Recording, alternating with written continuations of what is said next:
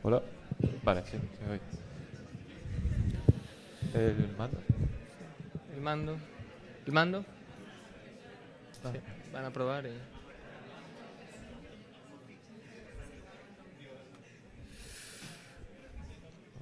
Bueno, tomamos asiento y continuamos.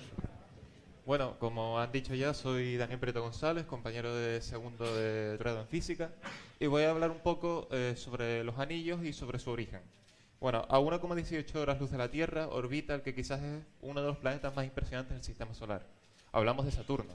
Esta gigantesca bola de Esta gigantesca bola de gas tiene una masa de 95 veces la de la Tierra y un diámetro de 120.000 kilómetros, lo que lo convierte en el segundo planeta en masa y tamaño después de Júpiter. En torno a él orbita un total de 62 lunas, entre las que destacan Encélado, con su océano subterráneo, y Titán, la mayor luna del sistema solar y la única con una atmósfera apreciable. Sin embargo, en esta charla no vamos a comentar nada bueno, vamos a comentar poco sobre el planeta y sobre sus lunas, ya que nos vamos a centrar en los objetos que lo hacen tan especial, es decir, sus anillos. Concretamente comentaremos qué son, cuántos son, de qué están formados y la que quizás sea la pregunta más llamativa de todas, que es ¿cuál es su origen? Entrando en mayor detalle, podemos decir que los anillos de Saturno están compuestos por miles de fragmentos de hielo y roca en una proporción de 95% hielo y 5% roca. Este material se reparte de manera no uniforme en un total de 7 anillos, cuyos nombres del más interior al más exterior son D, C, B, A, F, G y E. Obviamente estos nombres no han sido puestos por orden de posición, sino por fecha de descubrimiento. Mientras los anillos A y B datan de finales del siglo XVII, cuando el astrónomo Giovanni Cassini descubre la división que hoy lleva su nombre, los anillos E, F y G datan de finales del siglo XX y principios del XXI, gracias a los datos aportados por sondas como la Voyager 1, la Voyager 2 y la Cassini-Huygens. Entrando en mayor detalle, vamos a hacer un breve recorrido por estos anillos, conociendo un poco sus características, desde los más interiores hasta los más exteriores. Los primeros que nos encontramos son los anillos D y C, anillos oscuros de masa intermedia y que, bueno, anillos oscuros de masa intermedia con hielo bastante sucio. Posteriormente, los anillos A y B, que son los dos mayores. A tiene una anchura de 14.500 kilómetros y B de 25.500, siendo este el mayor de todos y el que más masa aglutina. Posteriormente encontramos el anillo F, que a pesar de tener tan solo 500 kilómetros de anchura, es bastante interesante y forma complejas estructuras como la que se ve en la imagen, que son una especie de ondulaciones con el material del anillo. Estas ondulaciones son provocadas por estos dos satélites que son denominados lunas pastoras, Prometeo en el interior y Pandora en el exterior. Por tal como se puede ver, provocan unas especies de olas, de ondulaciones sobre el anillo F, y aunque no lo parezca, su función es vital para mantener el material del anillo acotado. Y finalmente los anillos G y E, que son bastante diferentes al resto. Básicamente son nubes de polvo que se extienden desde la órbita de Mimas, en el caso del anillo E, hasta la de Rea. Su densidad es muy muy baja, a excepción de un punto a 240.000 kilómetros del planeta, que justamente coincide con la luna de Encélado. Encélado, tal como nombramos antes, es conocida por su océano subterráneo y por los géiseres del hemisferio sur. Estos géiseres expulsan material al espacio exterior, material que acaba orbitando Saturno y formando parte del anillo E, lo que explicaría ese pico de densidad. Y bueno, una vez que ya los conocemos, vamos a centrarnos de verdad en la pregunta que hemos venido a intentar responder, o a plantearla más bien. Eh, vale, son muchas, que es el origen de los anillos, perdón. Son muchas las teorías que se han propuesto a lo largo de los siglos para explicar el origen de estas estructuras.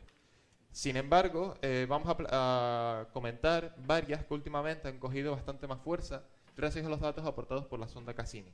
Sin embargo, antes es necesario comentar un factor que comparten todas ellas y que es el límite de Roche. El límite de Roche, que no el lóbulo de Roche, que lo explicaron ayer en una ponencia, nos indica la distancia mínima a la que un satélite puede orbitar un planeta manteniendo su integridad física. Es decir, si el satélite supera esta distancia, las fuerzas de marea ejercidas por el planeta son mucho más intensas que las gravitatorias que mantienen el cuerpo unido. Por lo tanto, o se desgarra formando un sistema de anillos o impacta con el planeta. Este límite depende tanto del radio del planeta, de la densidad de este y de la densidad del satélite, y se define de manera diferente para un sólido rígido que para un cuerpo perfectamente deformable. Obviamente, en el universo actual, en el universo real, perdón, en el universo físico no existen ni rígidos perfectos ni sólidos perfectamente deformables. Por lo tanto, ambas expresiones nos ayudan a definir una región donde las fuerzas de marea empiezan a actuar con mayor intensidad y acabar con la vida del satélite. Y bueno, una vez que explicamos este concepto, vamos a centrarnos en el dato de la masa. El 15 de septiembre de 2017, la sonda Cassini se interna en la atmósfera de Saturno, acabando con una misión de casi 14 años. Durante las órbitas finales, en una parte de la misión denominada Gran Finale, se interna numerosas veces entre los anillos y el planeta gaseoso, lo que le permite medir la influencia gravitatoria de los anillos como objeto independiente. Al medir esta influencia puede determinar su masa y se estimó en un 40% la de Mimas, un satélite de Saturno que a su vez tiene una masa 2000 veces menor que la Luna, por lo tanto son relativamente ligeros. A partir del dato de la masa, del flujo de material que entra a formar parte del anillo y el que sale, se puede estimar la edad de los anillos de en torno a 10 y 100 millones de años. Es decir, es una estimación más o menos aproximada, con bastante error, pero la más precisa hasta el momento. Y bueno, vale, entonces por lo tanto, entre 10 y 100 millones de años, es decir, cuando los dinosaurios aparecieron sobre la Tierra, los anillos de Saturno todavía no existían. Y bueno, una vez que tenemos ambos conceptos, vamos a centrarnos en las teorías que se manejan acerca de su origen, que es el origen de los anillos está o en una luna o en un cuerpo menor. Saturno es conocido por su gran número de lunas heladas, entre las que destacan Mimas, Tetis, Rea, Dione y la propia Encélado. Dione es el segundo satélite más denso de Saturno, después de Titán, y aún así solo tiene una densidad de 1,5 gramos centímetro cúbico. Por lo tanto, básicamente es hielo y algo de roca, la misma composición que los anillos de Saturno. Por lo tanto, de este modo se puede suponer que en algún momento del pasado existió una protoluna o una luna de tamaño similar a Mimas que por interacciones gravitatorias con el resto de satélites se acercó demasiado al planeta y acabó superando el límite de Roche, desgarrándose, acabando en miles de fragmentos y formando los anillos que hoy vemos. Y la otra teoría, sin embargo, no son los únicos cuerpos del sistema solar que tienen hielo, ya que lo encontramos en la Tierra, en Marte, en las lunas de Júpiter y en los cometas. Cuando hablamos de cometas, el primero que se nos viene a la cabeza es el cometa Halley. Sin embargo, no es ni de lejos el mayor. Existe un tipo de cuerpos de más de 200 kilómetros de diámetro, denominados centauros, que orbitan en el sistema solar exterior. Son los puntos verdes que se ven en este mapa. Pueden llegar a 260 kilómetros de diámetro, como es el caso de Carithlio, que es el más grande descubierto hasta ahora, y tienen su origen en el cinturón de Kuiper, pero se pasan a denominar centauros cuando se interna en esta región de los planetas gaseosos.